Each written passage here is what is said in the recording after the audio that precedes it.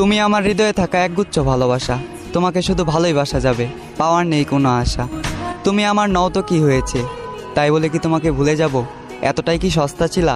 হতে পারে আমি তোমার কাছে সস্তা ছিলাম, তবে তুমি আমার কাছে আমার পুরো দুনিয়া ছিলা। কি ভাবছ এ বোকা মানুষকে ধোকা দিয়ে জিতে গেছ? বোকা, তুমি এমন একটা মানুষকে হারিয়েছ যে কিনা তোমাকে দূর থেকেই ভালোবেসেছে।